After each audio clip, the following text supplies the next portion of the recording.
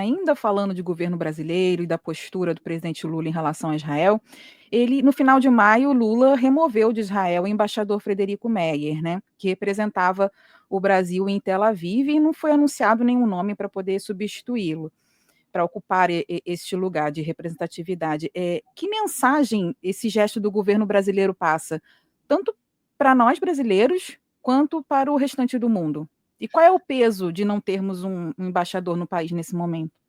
A mensagem que fica é um desacordo total com as atitudes ou com o governo israelense, né? Aí a gente pode realmente também citar o fato do governo israelense ter tido uma atitude que foge o protocolo na hora que eles repreenderam o embaixador brasileiro em Israel. Em vez de fazer isso na chancelaria, fizeram isso no Museu do Holocausto, falaram em hebraico, etc. e tal.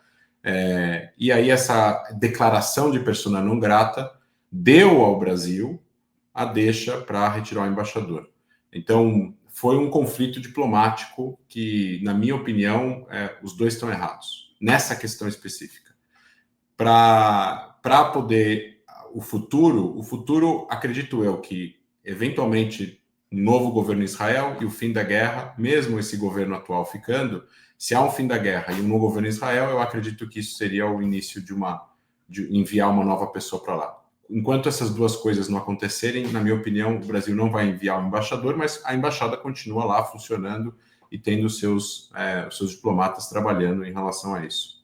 Essa é uma questão que é mais fácil de resolver. O que é mais difícil de resolver são as fake news e as frases descabidas e as bravatas e os jargões que fazem o Brasil não ser considerado um país sério no cenário internacional, né? Então, enquanto o Lula visita o Canadá para participar do G7 como país observador, e ele sai totalmente da linha de um G7, que são as 7 maiores economias democráticas do planeta, e ele fala que Israel que está causando a instabilidade no Oriente Médio, isso é uma ignorância histórica, não é nem uma amnésia histórica, é uma ignorância histórica. Eu acredito que ele nunca soube, então, qual é a história da Revolução Islâmica no Irã. Precisa de uma aula sobre o que é o regime iraniano para, então, entender que quem está realmente colocando fogo no Oriente Médio há 40 anos é o Irã, e não Israel.